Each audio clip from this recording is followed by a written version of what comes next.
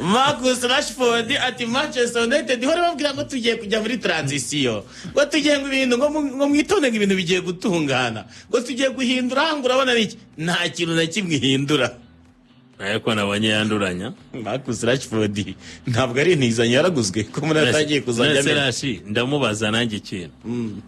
ubu arumva amaze kuba muri comfort zone ku buryo arekura nawe imiriro niho miriwe nikanze Marcus yari kwikitwa umuriro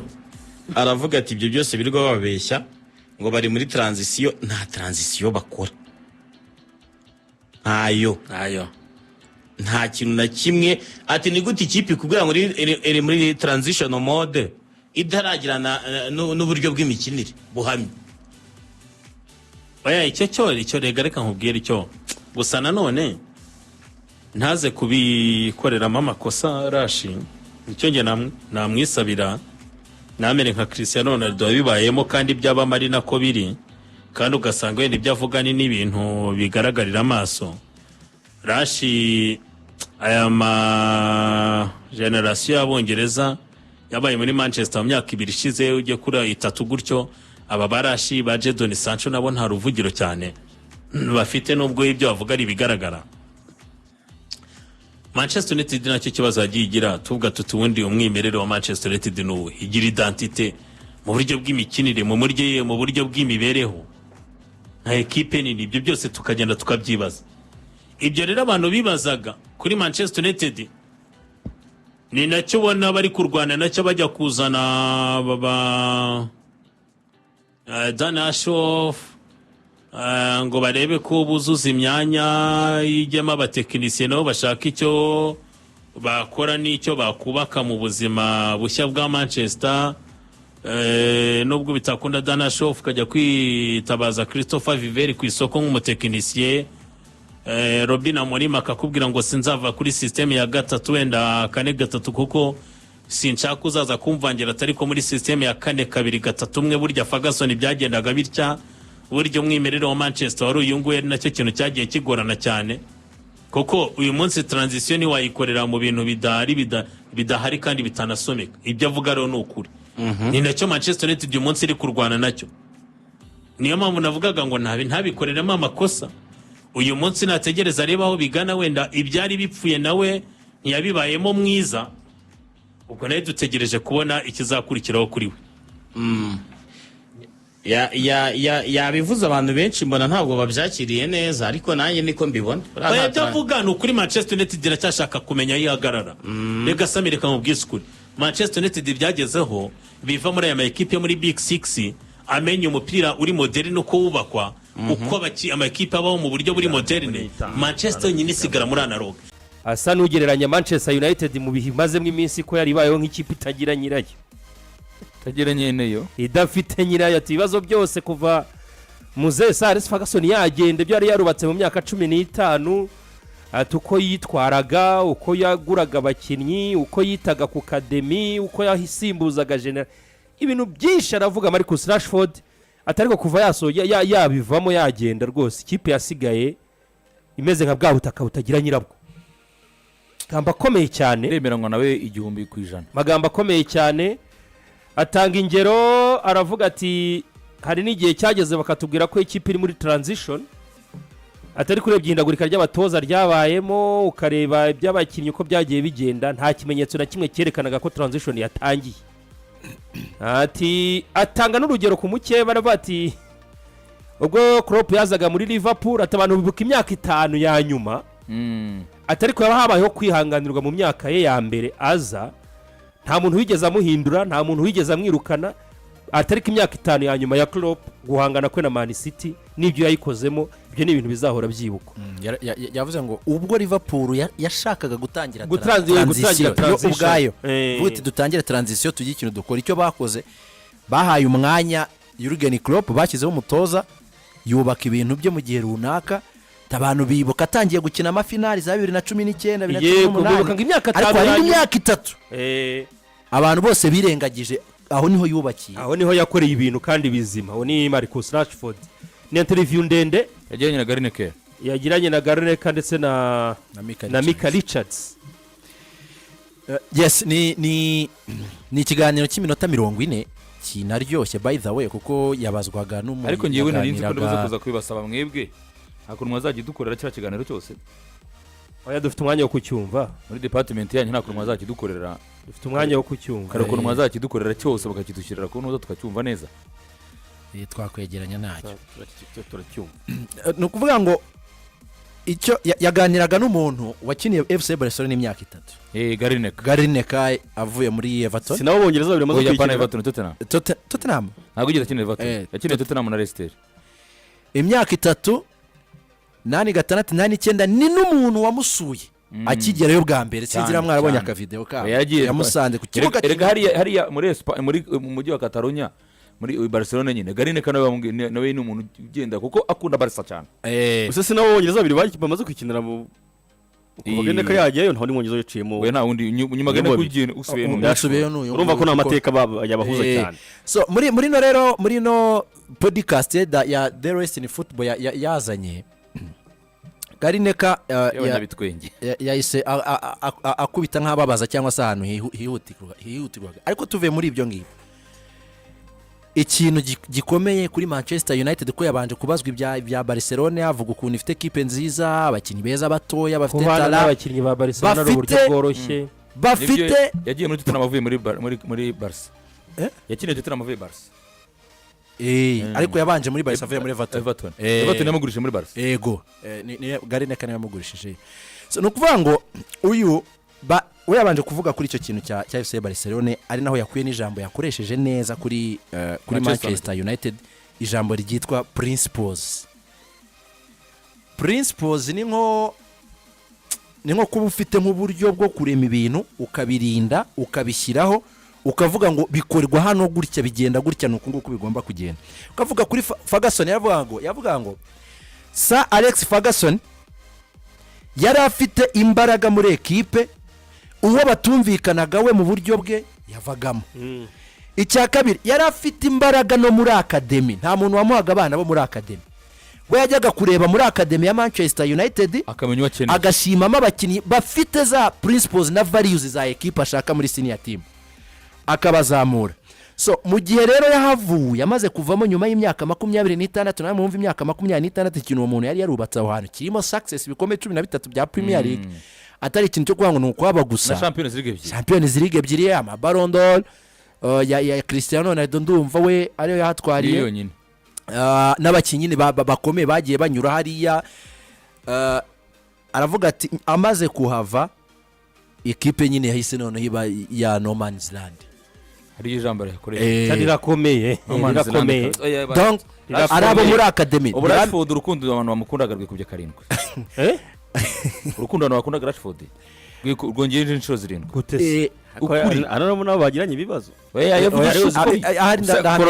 kuroto Cristiano kuvuze nyine urumva nyine abanyakuri niyo Manchester ikene Cristiano ibyo yavuze ingaruka ariko ibyo uri kuzibona se bavugurura bakora investment ya miliyoni 50. So abati Ferguson amaze kuvamo equipe yasigaranywe n'abantu batayitaho batayikunze badashobora kwicara ngo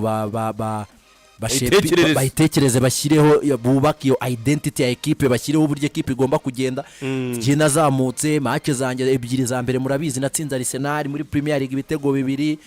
ariko nyine byakurikiyeho nyuma ntiwumvaga umwana uva muri academy yasabwaga iki muri equipe ya senior isi yagurwaga n'iki abatoza batandatu bahanyuze permanent coaches hatagiyemo aba interim managers. Abo batoza bose bazanaga principles zabo bazanaga identity yabo uhuje agasenya ibyo wa mbere yarajyanye. Ubwo of course hagomba kuba abakinnyi ba victime hakaba n'abandi bagomba guhita bajya kwibere kubera uwo mutozo uje bitewe nuko nyine bimeze. Urebye nka wena nka Ore cyangwa se nka Ten Hag hari abakinnyi bashwanye baragenda ariko nk'abo bagari na 10 munsi barimo gushwana na Ruben Amorim none bo bari kwibere rya Ten Hag. Hari uburyo Ten Hag narashwanyira bagari na nyine ubona hagiye habamo akajagari kenshi ijambo yakoresheje abakinnyi benshi ba Oregon Solskjaer ntago Ten Hag yabemeye abenshi se izanira isakoshi irimo abantu uretse umuntu witwa Bruno Fernandes gusa ubona ko yaje kubakira ibintu reka abandi ubona gatabemera ese gura abakinnyi batajwanye se Magwaya w'ingaruka ari muri ndavuga bamagwaya bose ese mwaze n'igitambaro kimwatse bamagwaya bose basanca abo ngabo nago ntiyabimeye icyo kintu cya principle na karicya ya equipe kubundi dufate nk'urugero rw'amakipe tuvuga ngo akomeye asanzwe hari ngo tuzi neza kafate nka Real Madrid nk'urugero Real Madrid uyu munsi iba ibeshejweho n'ikintu yubatseyo ariko ishaka abatekinisiye bo kuza kugishyira mu bikorwa nko turazuri Zabi Alonso umuntu wagize imikino 51 ari beaten yego nibyo koko muri batatu ariko umugabo ngubu imikino yose ya Precision irimo gukina imyinshi arimo arikinira bane bari Real Madrid kuko Real Madrid yo gatatu ntago bizakunda nubwo uri umuhanga ufite ibintu wakoze ariko twe tubaho gutya ese uzabasha gukwirwa muri uyu mwambaro twambaye cyane uzabishobora uko rero tudaciye abatoza batandatu bakina ibintu byabo nuje nabizaniye batatu ntibyahahoze niba nawe bizafatana tubizi uko United nk'uyu minsi kubeshya abantu bafite ngari projet mo gukora n'umuntu akubwira ati mo gukora projet yabwoko wa mugani nta n'ikintu kuko yaba ari ikipe tuvuga ngo ushaka gukora projet hari umugabo haciye Langnick hari ibibazo yerekanye uruhuri rwabyo hari nacyo bamuzaniye yerekanye ibibazo uruhuri aravuga ati mukosora ibi ngibi ekipe izabaho abati ikipe kuye kubagwa bya nyabyo oye nubiri ariko iriho nabi ariko uyu urebye Manchester United uyu munsi tuvuga ngo inzego zubakitse umuntu akagira icyizere ashingiye aho ngaho ariko United ubona ko ikeneye yo gukora ibintu byayo nka ekipe n'umutekinisiye akazaza afite ibintu aje kubamo bizwe ariko si uyu munsi urambwira ngo Ten Hag aragiye uzanye Robben Amorim arakubwira ngo ngiye nkora ibi ngibi iyo nakoze ibi ngibi sinkora akazi gisobanuye ko natandukana nabo hazaza undi wakora ibi ikintu cyonyine kirimo cyaguye Manchester United ari nacyo Rashford yanasobanuye rwose ku bantu bakunda Rashford bonyine umukunde cyane ashimye haryana ahanyaho regana ibintu yavuze nanjye nabivuga watinyuka uje bivuga ahubwo nuko we rega si byo mvuga ha buri munsi rega bino bintu Rashford ubwo ni nkaho yandebye ibindimo kandi ubwo naga aringiye gusa n'undi muntu utekereza bino bintu Rashford yavuze utekereza nkanye ariko udafite ubu platform nziza kubigaragarizaho ariko ibintu Rashford se agarutse se maze umwaka urenga mbabwira hano bimaze imyaka 6 Manchester United yarwaye ikintu gikomeye cyane nta muntu wonye ntigisigana abanyeneyo yasigaranye abacuruzi ariko irunguka yasigaranye abayicuruzi kibazo nakajambo arugiye gukoresha mbere kare keza karimo ja kuko niba ari abantu bafata roni bakayegeka kuri ekipe bo bakajya bafata inyungu zabo bakishyura ayo bakwishyura gusa ijambo yarayokoresha rigirimo jando amahirwe ntaryo navuze oya kaje amahirwe ntaryo navuze nyuko kwitora kimenyetso gifatika ufite amahirwe ntaryo navuze Manchester United imeze nk'abantu nyine abantu bayisigaranye undi Ferguson ni umuntu wenyine wari wakundaga Manchester United by'ukuri mu bantu bose bari n'abandi bayikundaga urugero Muri uye nabo ndavuga management ndavuga no muri hejuru bo kwirebera muri nyo yaje nk'umukozi ariko cyajya igihe cyagize Ferguson abatari umukozi wa Manchester mera nkiye arayitekerereza n'icyo Rashford yagarukagaho agahitamo abantu bafite values z'iyo club ni ngo ugira ngo ujye guhita umuntu uza kujya mu kigo cyawe ugendanye kunyenda n'agaciro nuko izo ndangagaciro uba ari uri n'umwe mu bazi settings cyangwa se nawe zisetinze kuko Ferguson nyuma ya Babs Ferguson ngiye gukora Manchester yindi nshya itandukanye n'izindi Manchester zarabayeho Manchester United yasa Alex Ferguson nuko yari yubatse nizo values Rashford yagarukagaho nta undi muntu ugize aza byibuza ngo azigerageze undi washobokaga ari Jose Mourinho uko nibyo kaneza Jose Mourinho niwe muntu akirisha Rashford imikino myinshi ndayibuka imikino 50 yagiye amaze kumurikira imikino 50 ari mu kimaze amubwira ati Kamirika amubwira ati kura kuko niwe muntu wenyine ufite indangagaciro zi club uyu muntu witwa Scott McTominay Manchester United umuntu witwa Jesse Lingard Mourinho kadeso wa Jose Mourinho bicyane Jose Mourinho yagiye mu gihugu cy'Uburusiya abititera mu kipe y'Ubwongereza yagendaga yakunda nuvuga ngo we nizo values nyine z'abakinyi b'Abongereza hari izo yarazi yarabizi umuntu abaye mu Bwongereza yarazi impamvu umuntu agomba kwitangira club ye yarabizi neza yuko of course kwintegramo n'abakinyi bandi ni byiza ariko no kujya kubagura nabyo uraza kuza kugendera kuzihe nyine values za Manchester United izo zose byari zihari nyuma y'igenda rya Alex Ferguson Manchester we n'ibibazo byinshi bigendanye cyane no kuvuga ngo nayita ngo basa n'abavutse bavuka mu yindi sura nshya itari yo bari basanganywe barangije maze baragenda badopta umuco itari yabo transfer uko zikorwa siko zakorwaga igihe cya Alex Ferguson akademi ya Manchester United ntiyongeye guhabwa agaciro nkuko Fagi yabikoraga. Fagi yakuzamuraga uri umukinnyi atitaye ngo uri umuhanga bingana iki, ahubwo yabanzaga kureba ese ufite za values za Manchester United. Tom Cleverley ni urugero rwiza. uretse Manchester United indi kipe ikomeye Tom Cleverley afite urugero gukinamo ni iyi, ariko yari afite za values akavuga ati no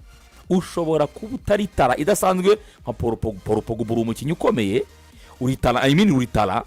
ariko ndimo ndakureba nkabona values zawe ntabwo arizo dukeneye hano izihura. niyo mpamvu nkurekuye jya mu Butaliyani nzamuye umwanya wawe ngushyimbuje Tom Cleverley, kuko noneho we ndimo ndamubonamo izo values. arumva hari ibyo yumva ari igisobanuro azi cy'iyi kipe cya hano. Pogba agenda nubwo uri talented ariko uri talented nawe utabibona, ariko nyuma y'imyaka 3 mukajya kumugura za zindi 100 bikarangira n'uwe ntacyo abafashije, kuko havuye nabo, kuko nabwo havuye nyine, kuko Ferguson atagihari atagifite n'ijambo yigendeye yabivuyemo. Mukamugara kandi ko muri ko kumugarura mukamugara ku giciro adakwiye, mukamugara kandi nta projet mu mufiteho, nawe bikaza bigahomba. Icyo ni kikwereka ko nyine kijyanye na values batigize bagiha agaciro, kubera yuko zajyanye na Sir Alex Ferguson abamusimbuye ba nyiri kipe, kuko Ferguson nawe byageze aho ngaho, kuko Ferguson kugira ngo ajye gusohoka Manchester United rega twabigarutse iminsi ishize hano ni najye none twakoranye ni ikiganiro twifashe ikiganiro cya Patrice Evra tuvuga y'amafaranga y'inka 2013 Ben Ferguson yaragiye ajya Madeira. Ni Patrice Evra bivuze kuri podcast ya John B. Mikel, ntabwo ari ibintu twagize. Nari ashaka kugarura Ronaldo, yashaka kugarura na Bellingham. Ferguson yagiye i Madeira 2013, Cristiano Ronaldo arimo gusoza amasezerano muri Real Madrid, yumvikana Cristiano Ronaldo kugaruka, Ronaldo aranabyemera, ajya kwa Gareth Bale, abwira Gareth Bale aramukonvega, Gareth Bale yemera gukina Manchester United. Ferguson agaruka, icyo yakoze yamagaba kapiteni muri office, arahabwira ati we are back in business. Iyo jambo akoresheje se atugarutse muri business, kuko turagarura Ronaldo, turagarura nde Bale yemeye kuza, turagarura Bale, ati Bale yemeye kuza, kandi Cristiano Ronaldo nawe yemeye kugira gute kutujoininga, asabye ubuyobozi miliyoni zingahe 180. Barabwira ati bamureba ku rutugu bamutera uw'inyuma. Ferguson buriya ngo no yahise afata icyemezo cyo gusezera Manchester United, yaravuze ngo ni iyi season ndahita ngenda. okay Manchester City urabizi ko Ederson Moraes amaze iminsi ashaka gusohoka, havuzwe ibintu bya Galatasaray n'ibindi bitandukanye, nubwo Manchester City yaguze James Trafford 31 mukuye muri Burnley mugarura muri equipe yabo, ndetse equipe kuwa kabiri ku munsi w'ejo yatangaje ko we na Man City bamaze kumvikana personal terms, Man City na Donnarumma. Akaba ikipe yitwa Manchester United. Manchester United ntiyizeye Andre Onana bitewe nuko form ze ntago zigeze ziba nziza kuva yava mu ikipe ya Inter de Milan. Bagatekereza ko bashobora kuba bashaka undi munyezamu, kuko murabizi ko no muri no sama havuzwe ibintu bya Emiliano Martinez bikarangira bidakunze. Donnarumma rero nk'umunyezamu ukiri mutoya ubonetse ku mafaranga make, wamaze gukonfirma nk'umunyezamu ukomeye, Man United iramutekereza. Indi kipe Chelsea yabati nubwo Robert Sanchez agira gutya hari imikino nimwe ajya dufasha gutsinda, atariko ntabwo bamwizeye 100%. Bakavuga urabizi ko Chelsea igeze gukora attempt kuri Mike Menye muri iyi sama, ivuga ati byashoboka. Yagurishe Georgi Petrovic muri bana mafu 25 cyane, itiza Kepa Arrizabalaga, igurisha Kepa Arrizabalaga miliyoni 5, ikaba yararikuye na Marcus Bettinelli muri City. Bakaba bavuga ati nubwo igifite Philippe Jogansson na Mike Penders mu bitabo byayo, Chelsea nayo ishobora kugira gutya yakumva igiciro kiri ari igisanzwe kuri Donnarumma wamaze kwereka isi yose ko ari umunyezamu mwiza, ikaba yamugura. Nihe kipe iberanye na Donnarumma? Sami, Man City yankanze gute?